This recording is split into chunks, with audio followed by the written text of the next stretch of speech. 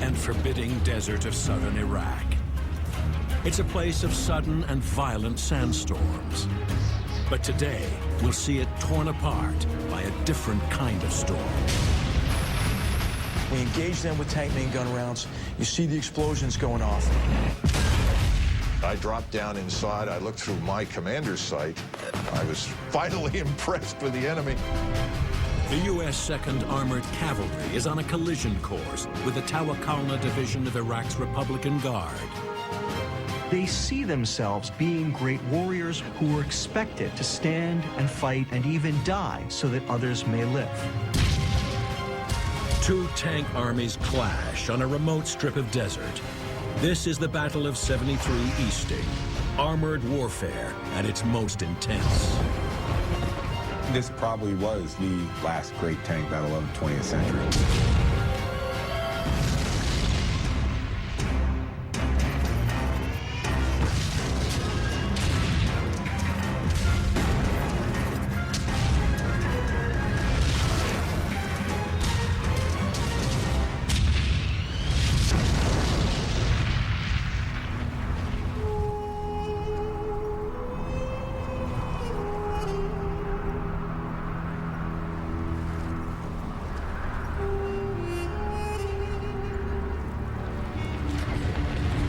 February 24th, 1991.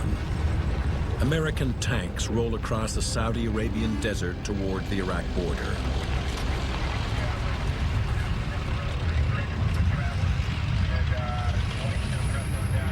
They're part of a multinational force with a clear and simple mission: to drive Saddam Hussein's Iraqi army out of Kuwait. Coming out of the Iran-Iraq War, Saddam has two problems. He has a great big military with nothing really for it to do. The other problem he has is that he has devastated Iraq's economy as a result of the Iran-Iraq War. And so when you're Saddam Hussein and you need money, when you need it, you do what comes natural. You rob the piggy bank next door. And in this case, that piggy bank was Kuwait. Iraqi armor and infantry overrun the oil-rich emirate in just 36 hours. Saddam ignores the United Nations demand for an immediate withdrawal. And the UN sends an American-led coalition of 620,000 to show him they mean business.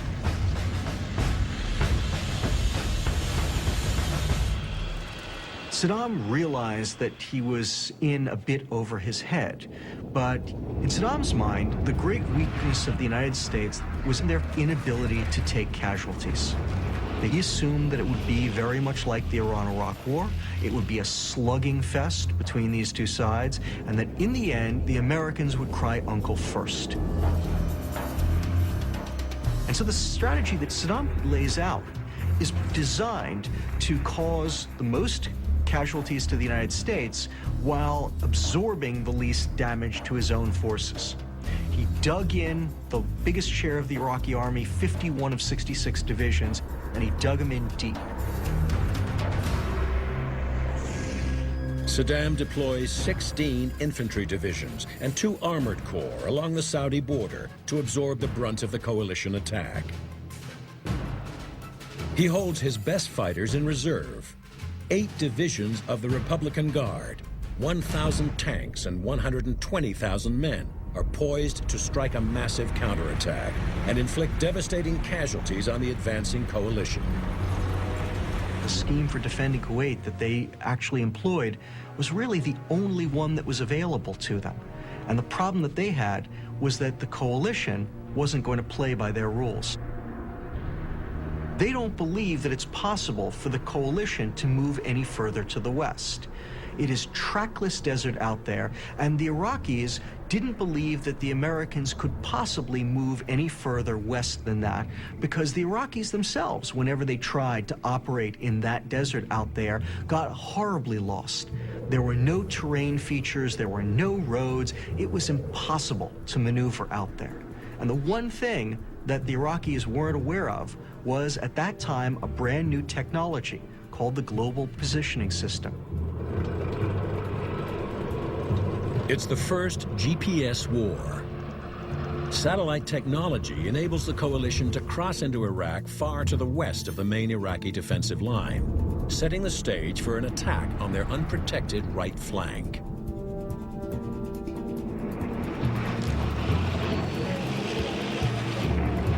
At 1300 hours, the U.S. 7th Corps breaches the sand berm, marking the border between Iraq and Saudi Arabia. We had a PSYOPs platoon with us with these 25,000-watt speakers on top of Humvees. They were there to broadcast surrender appeals, but I had them play Ride of the Valkyries as we were crossing over the berm into Iraq.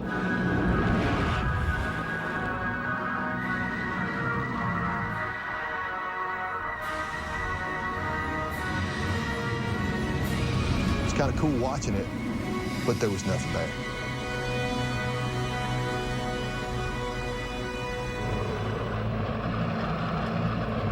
Our unit was moving to the north and to the east, and really not hitting a whole lot. I mean, yeah, we did. We had some reconnaissance units we ran into, but after a couple of shots at us, they would give up. You had an Iraqi military that were desperately unhappy and really just wanted to go home. These were not Iraq's first-rate troops. They were mostly Shia conscripts who had been conscripted during the Iran-Iraq War and been kept in the army ever since. They were desperate to get out of the army, and massive U.S. formations would run into these tiny little Iraqi units. These forces would fire at you. You would quickly overwhelm them, and then you would see the white flags come out and you would take large numbers of prisoners. This is what the main coalition armored force encountered on the first day of its climactic swing around the right flank of the Iraqi army.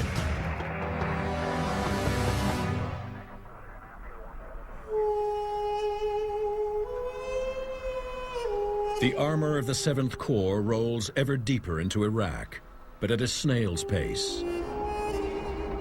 Cautious force commanders order continual halts.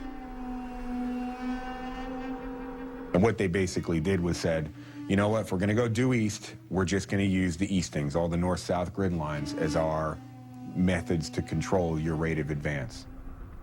It was almost like we were crawling. It was not a fast lightning strike. It was very slow. Okay, we'd move a few clicks and they'd stop us. I'm in a 50-ton vehicle, all this ammunition. I can drive 40-something, 50-something miles an hour, and you're telling me to stop? You know, the enemy's that way. I need to keep going.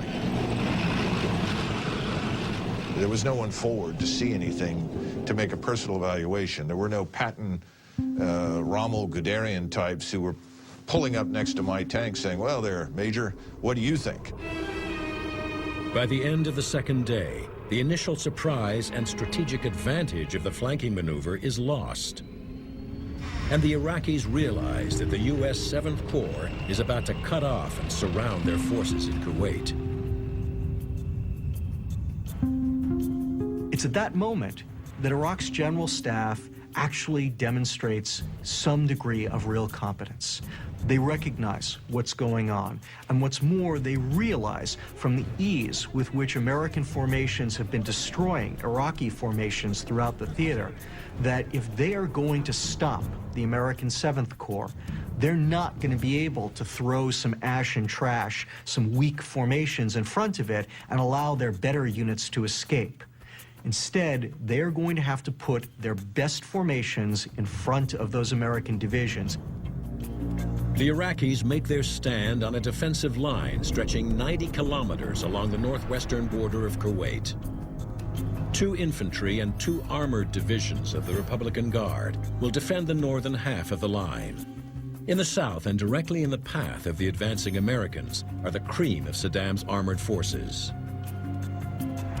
The southern half of the Iraqi Republican Guard line is handled by the Tawakkalna ala Allah division, which means in Arabic, in God we trust. And they see themselves as being great warriors who defended their nation for 8 years and ultimately defeated Iran, the Persian menace.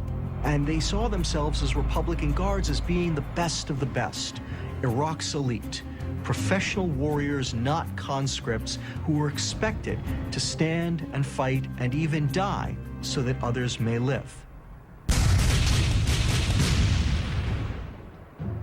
We respected them. We knew that they were capable of some serious destruction, and we knew there were a lot of them. They got tons and tons of equipment. We respected that. We were real worried about their armored vehicles. And of course, our biggest fear was the T-72 tank.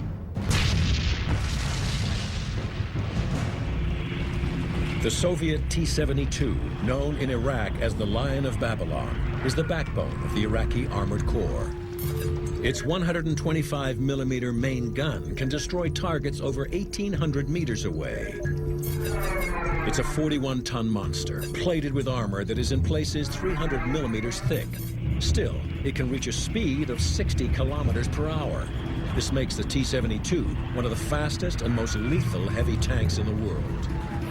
And Saddam has more than 1,000 of them deployed along the Republican Guard's defensive line. They're supported by hundreds of armored vehicles, including the Soviet-designed BMP. The Republican Guard seems ready to take on all comers. Heading straight for them is the U.S.-led 7th Corps, with hundreds of M2 Bradley fighting vehicles and well over 1,000 tanks. The most powerful of these is the M1A1 Abrams main battle tank. The Abrams is armed with a 120-millimeter high-velocity cannon and protected by composite armor that's as tough as 60 centimeters of pure steel. It's 1.5 times heavier than the T-72, but just as fast, making it the most powerful tank on the battlefield.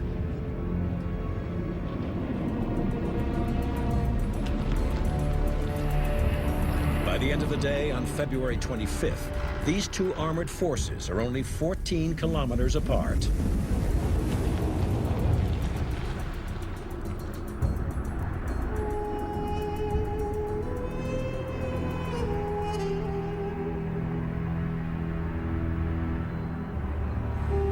The morning of the 26th, very early, perhaps 4:30, 5 o'clock, I can't remember precisely, we suddenly get a change of orders and essentially find and destroy the Republican Guard for all intents and purposes.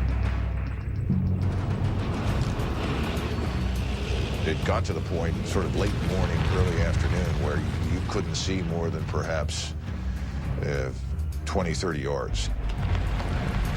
All of a sudden, we're about to go into combat against the one real enemy that we had practiced to defeat, and suddenly our visibility is terrible.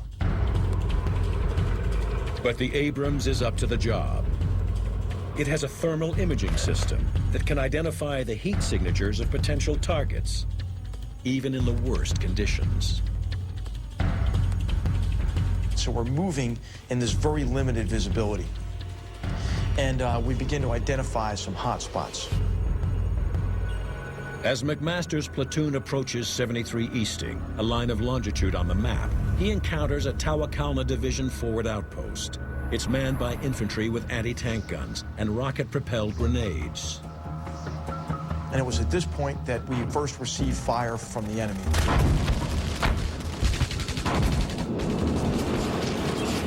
What we hadn't realized is we were paralleling a road that ran due east right into the enemy's position. The Battle of 73 Easting, the last great tank battle of the 20th century, is about to begin.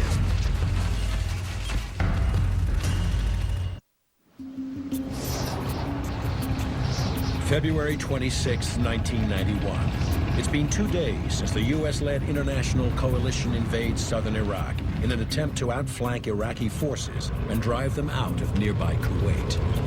In response, the Iraqis establish a defensive screen, deploying 5 divisions of Saddam Hussein's elite Republican Guard, including the fully mechanized Tawakalna Division.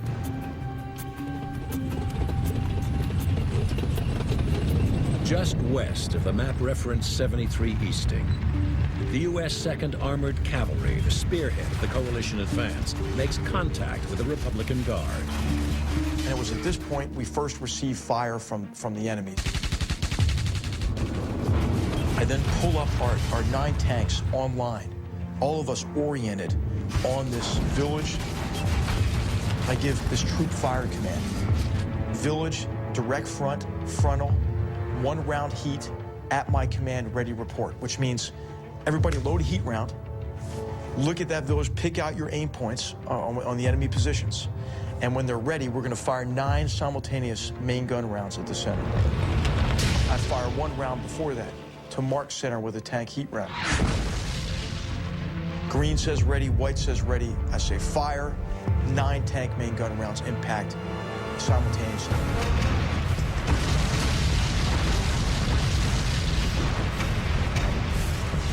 Now, we get the word, continue your move to the east. And it's at that point I just get this gut feeling, I get this feeling that we're about to make contact with a defending enemy force. And I make the decision to go into a tanks lead formation. That means positioning the Abrams tanks in a rolling wedge with the more vulnerable Bradley fighting vehicles tucked in behind for protection.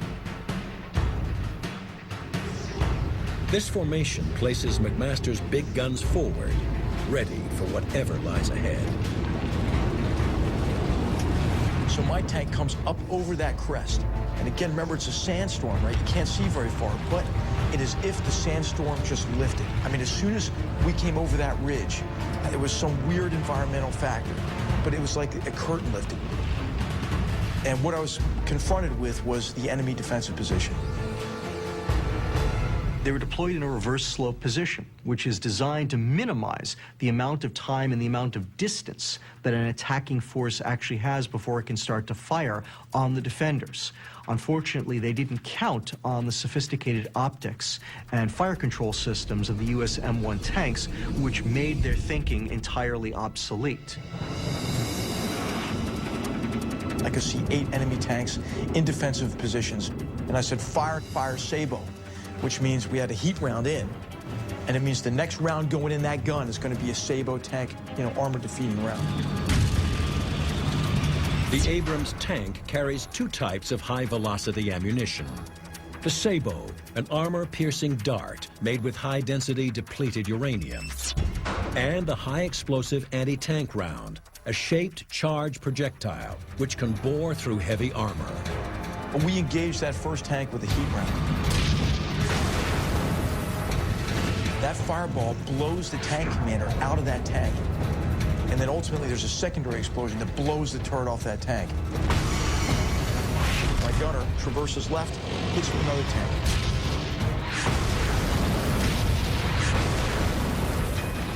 We're able to destroy 3 tanks as our tank hits the first leading edge of the minefield. I looked to the right, and I saw what looked like explosions to the left front of McMaster's tank. And I couldn't tell if these were mines or artillery fire again. And my gunner, Dewey Jones, pipes up and says, "Holy shit, look at this."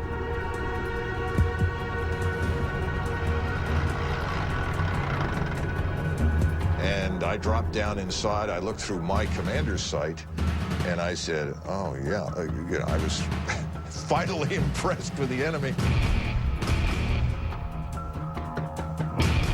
Here were, rows, literally 10, 15 tanks spread right across to the front, and you could see that these tank guns were moving. And I imagine, since these were manual T-72s, the poor Republican Guard was in there busily cranking to get the guns around towards us. Then all of a sudden, my tank went into a minefield. And this thing rocked this 70-ton tank. A fireball went over it, knocked me down to the turret floor. And fortunately, my driver, who was very tough-minded, said, "What the hell was that?" And I said, "Don't worry about it, keep driving." As we were coming out of the minefield, we had a couple of tanks to our front. It was, "Sir, I got tanks to my front." And I'm looking at the damn tank that we're about to take under fire, and the gunner hesitated. "Sir, can I shoot? Can I fire?" I said, "For God's sake, shoot!" We swung to the next one and fired. And in the meantime, I could see that Eagle Troop was taking enormous numbers of vehicles under fire.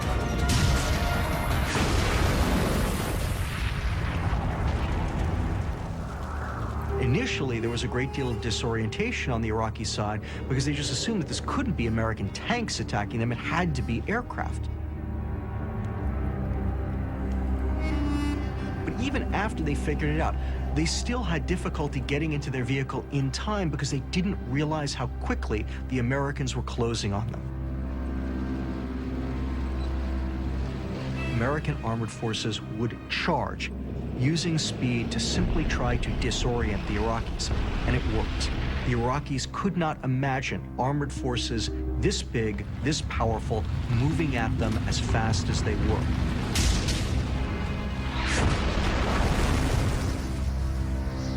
It's a tactic developed by General Erwin Rommel, the great World War II German tank commander. And the M1A1 Abrams is ideally suited for this kind of warfare. The gun stays right on target. It has a geostabilized system, and I mean, you can be moving out at 40, 50 kilometers an hour, going over bumps and firing.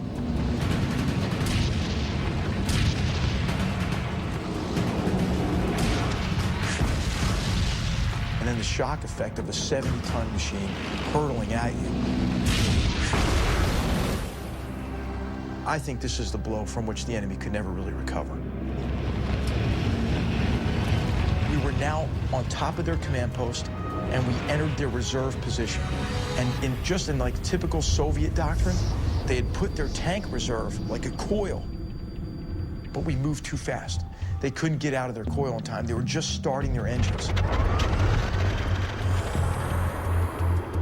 I looked at an enemy tank commander, looked over his shoulder at me. I could see the expression on his face, and we engaged that tank at very close range. And you couldn't tell the difference between the enemy tank being hit and our gun going off, and just big hunks of metal, blue sparks arced right back over our heads. And then the rest of our tanks came up, and we destroyed these tanks in their assembly area.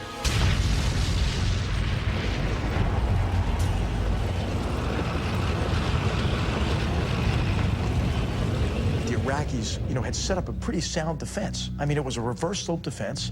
It had a reserve. It had a counterattack plan. It had a minefield to disrupt our movement. But the fatal flaw was that we gained surprise over them. Despite the Iraqis' best efforts, Eagle Troop overwhelms the position, killing hundreds of Iraqis and destroying more than 50 tanks and armored vehicles. It's the opening round in a furious tank battle that will soon be fought across a much larger front. 8 kilometers to the north, the 2nd Armored Cavalry's Ghost Troop slowly makes its way through the blinding sandstorm. In the reduced visibility, they have lost touch with Eagle Troop. Ghost Troop's commander sends 2 lightly armored Bradley reconnaissance vehicles to re-establish contact. I tell the driver to start slowing down because I'm starting to see these little objects. But what could they be? I mean, you're in the middle of the desert. So I'm immediately thinking, well, they're vehicles. But my number one concern, of course, is I'm going to go link up with Eagle. Maybe that's Eagle. Maybe that's not. And I see all these people emerging out of nowhere, out of the ground. And then you see like this diesel plume, and then immediately followed by this behemoth giant T-72 tank backing up out of a hole. That must be enemy. Now I'm seeing a lot of activity. Turrets start moving, and I'm like, oh, where is Eagle Troop?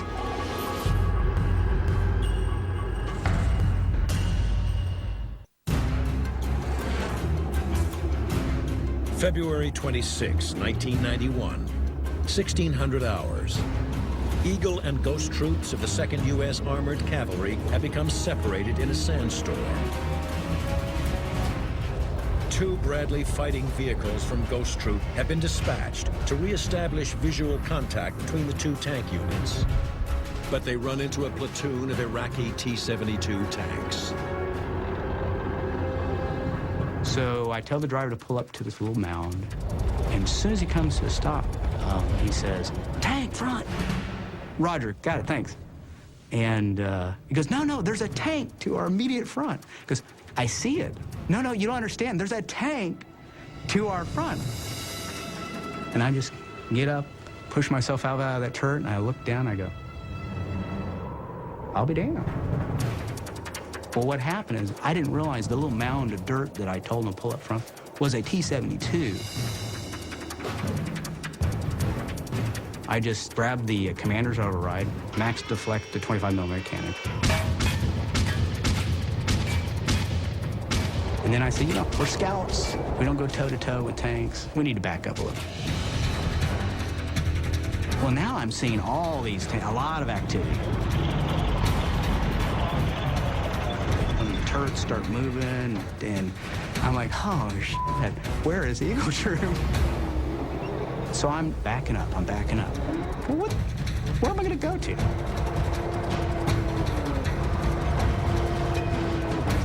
Okay, Sergeant Wonder, I raised the missile. So I lay him onto this T-72 that's showing me this beautiful right profile. Sergeant Wonder, gunner, missile tank is right to our front. And I can't identify. This could be Eagle Troop. And I'm just like, how could you miss? It's bigger than a barn door. What do you mean you can't see this? So I said, go clear channel. He goes, flips over, takes it off thermals. Identified T-72 tank. I said, fire. The TOW missile is the Bradley's most powerful and accurate weapon. It's guided by wires, enabling the gunner to steer it to the target, even at ranges of up to 3,000 meters. Now I realize there's like 8 of them, all in this immediate vicinity. At this time, I'm thinking, okay, these guys all know that I'm here, and they're probably a little pissed off about it. So I go gunner, missile tank, he has identified, and I say, fire. And I see this missile come out from the launcher, go just past my gun tube, fall to the desert floor. I'm like, misfire. And at that time, my wingman opens up a missile, blows the heck out of this thing that was turning its turret on me.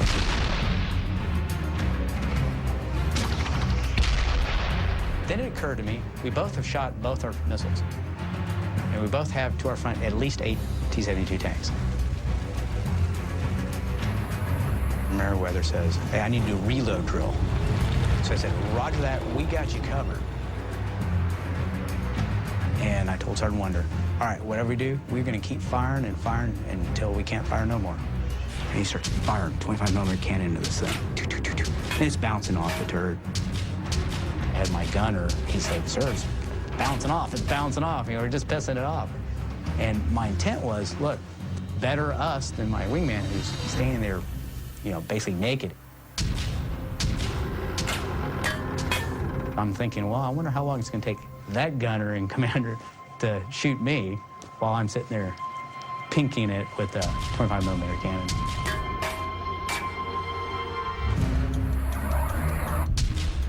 The M2 Bradley is a reconnaissance vehicle designed for mobility rather than heavy combat. It is equipped with a 25mm main cannon capable of firing high explosive rounds. But to increase its speed and range, it is protected by just 25mm of armor plating. The Bradley is no match for the powerful T-72.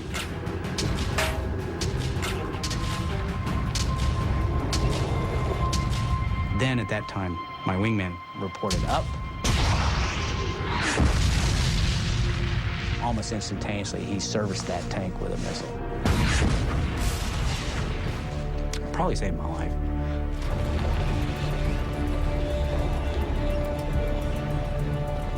So out of the sandstorm and a lot of smoke now on the battlefield emerged a couple of Eagle Troop Bradleys, slowly approach me from the right.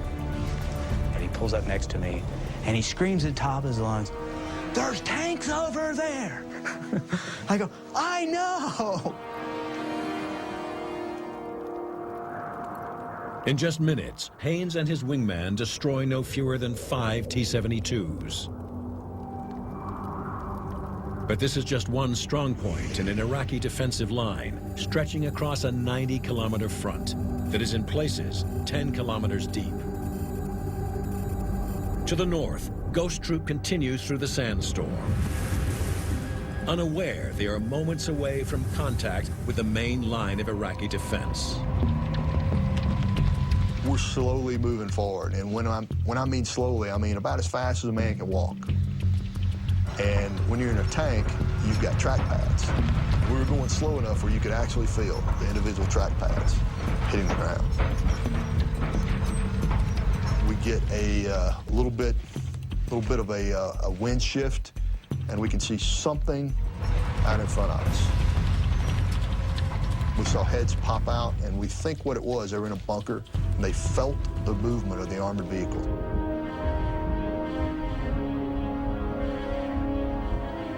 The bunker is barely recognizable because it's cold.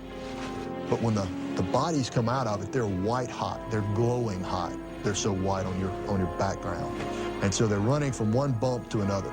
But I can figure out if they're coming out of something, running to something, that's probably a vehicle. When the Tawakalna soldiers finally figure out that there is a major attack on them, they leap to their tanks, they get in their tanks and their armored fighting vehicles, and they fight back as best they can. The problem that they have to begin with is that the Americans are shooting at them at ranges at which they can't possibly fire back. I told the gunner to shoot the vehicle. Immediately followed just a second or so later by a heat round from Ghost 6.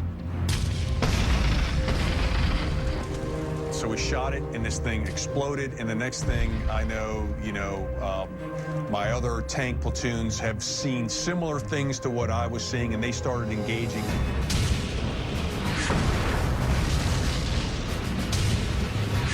And now you've got the dark, oily, black smoke mixed in from the vehicle that's just destroyed that is hot.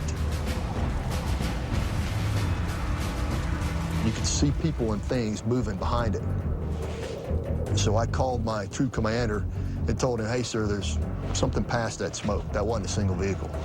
I want permission to move up and poke my nose through the smoke." I said, yeah, okay, Roger, makes sense. So these 4 tanks of Andy's just disappear through the black smoke. And then it is just absolute Armageddon.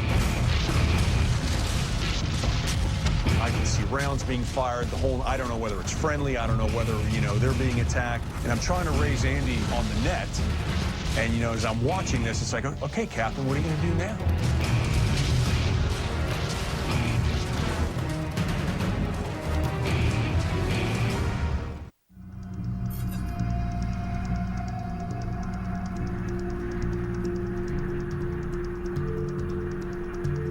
February 26, 1991. The remote desert of southern Iraq erupts in a fierce tank battle between the U.S. 2nd Armored Cavalry and the Tawakalna Mechanized Division of the Iraqi Republican Guard.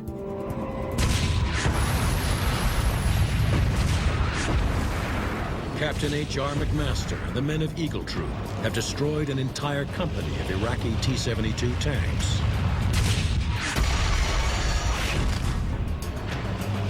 Now, Lieutenant Andy Kilgore and Ghost Troop are about to experience their own baptism of fire.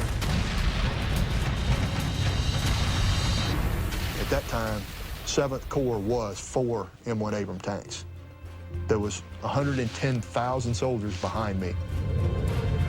There was nobody in front of me.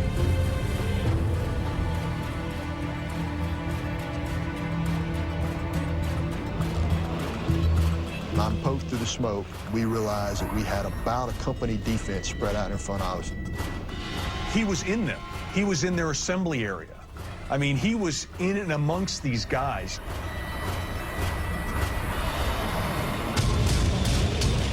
I mean, he basically, it's like, you know, he opened the front door and just started shooting.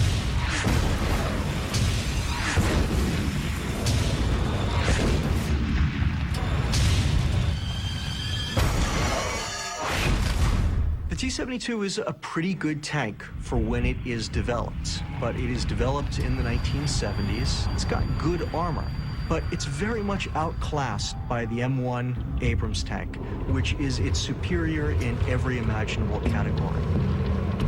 Its armor can take anything that the T-72 has to throw at it, whereas the T-72 gets sliced open like a hot knife going through butter.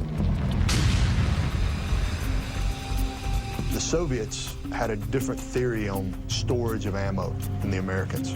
They've got the ammo basically stored around their hull. So if you make the ammo explode on a T-72 or any Russian tank, all that explosive force is funneled up through the turret.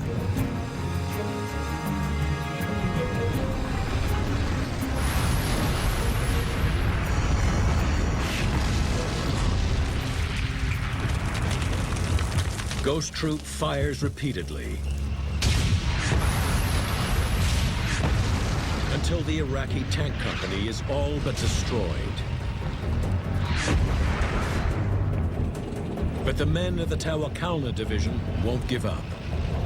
They saw themselves as being the best of the best, Iraq's elite.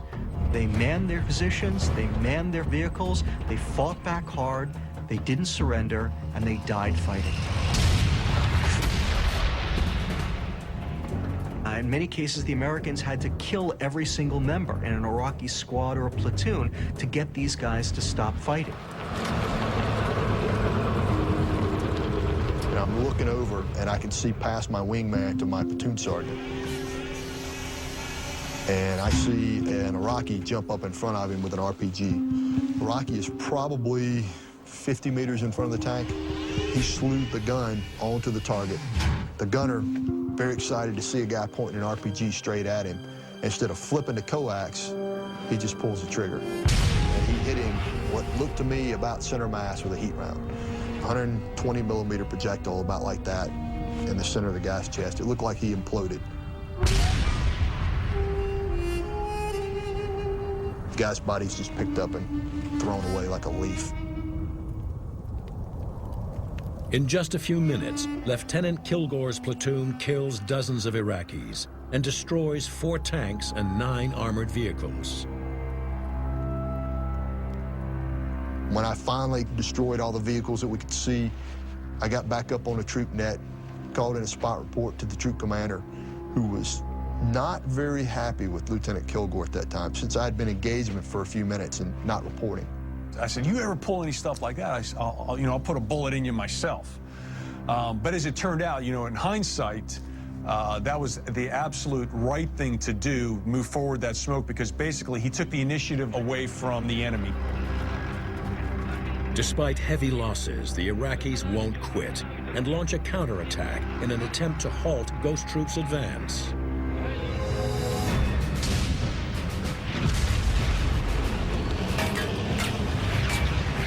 We got to the point where we were on 73 Easting, where we started engaging. We're moving, and I'm so intent on what's going on. I'm in the moment, and all of a sudden, I get thrown to the ground. I get thrown to the turret of my vehicle, and I'm like, what the hell just happened? And I look up at my gunner, and he's yelling at me, and I can't hear him because I have the headset on.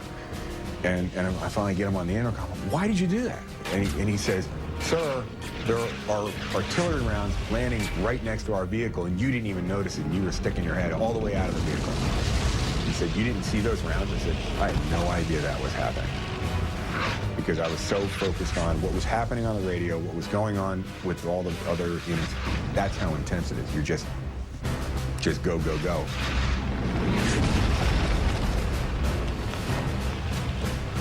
They saw that we were attacking from their flank, so they tried to move out and come around on our flank. What that ended up doing was that gave us a bunch of silhouettes moving across our flank. And the crazy thing is that when we go to gunnery, we practiced with moving targets that look just like that. When that occurred, what I did is I scrambled 2 tanks, give them to the scout platoon, and the scout platoon would give two Bradleys and give it to the tank platoon. By scrambling Bradleys and Abrams tanks in combined fighting units, Sartiano creates a lethal see and shoot combination.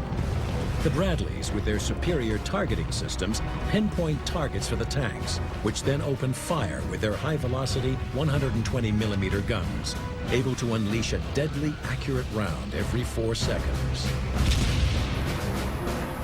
Can you imagine putting something that's about as round as a grapefruit 2 miles away onto something that's as big as, you know, a little bigger than a van? That's unbelievable.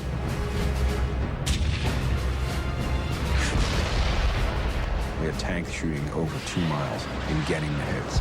It was absolutely amazing.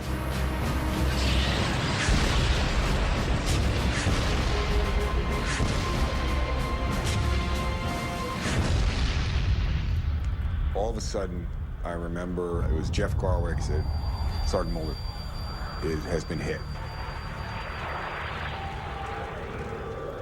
And all of a sudden, the whole troop net just went silent.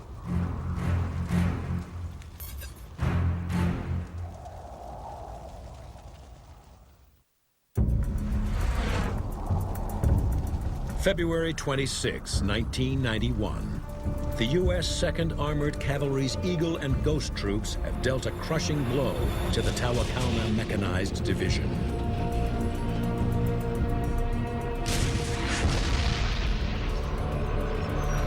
But just as it seems they will emerge from the battle unscathed, one of Ghost Troop's Bradley fighting vehicles takes a direct hit.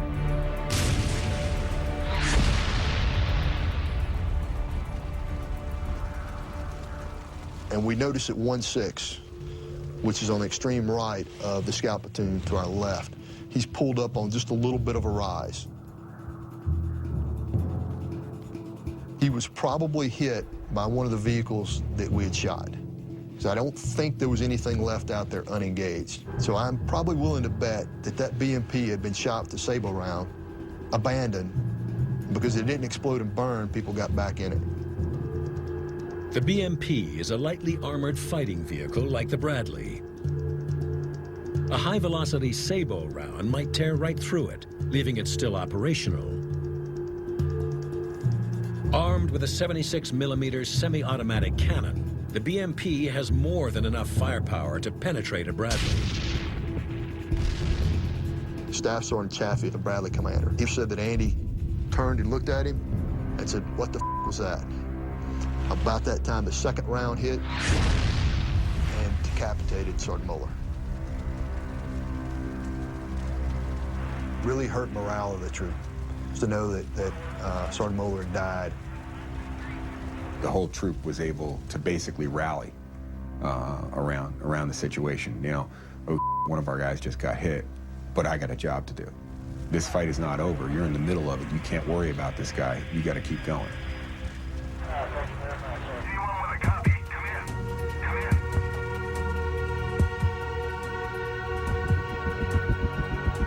The Battle of 73 Easting is all over in just 90 minutes. American casualties are remarkably light, 1 killed and 12 wounded. For the Iraqis, however, the toll is enormous. The Tawakalna was wiped out in the fighting against the U.S. 7th Corps. Thousands of members of the Tawakalna Division were killed.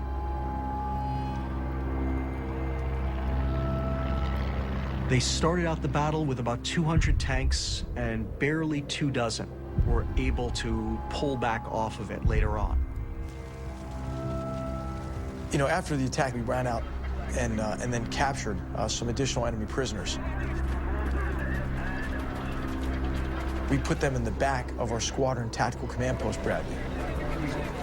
And as they closed the turret shield door, there was a picture of Erwin Rommel, who, you know, we had admired and sort of patterned ourselves after in terms of his tactics. So this brigade commander says in perfect English, you know, why do you have a picture of your World War II adversary in your Bradley? And one of our privates in the back of the Bradley said, listen, why don't you just shut the hell up? If you'd read a little bit more about Rommel, you wouldn't be sitting in the back of my track. The reason for not only the American victory, but also the overwhelming nature of that victory lay in the fact that the United States held pretty much every single advantage over Iraq that you could imagine. But there was the stand of the Tawakalna and several other divisions of the Republican Guard that slowed down the American advance. It bought time for other Iraqi units to retreat out of the Kuwaiti theater. It's a great tragedy because it set the stage for the intervention in 2003. It was the survival of the Republican Guard Corps that ultimately preserves the Saddam Hussein regime. He might have fallen right then and there in 1991 and saved the Iraqis and the United States and the entire Middle East another bloody war.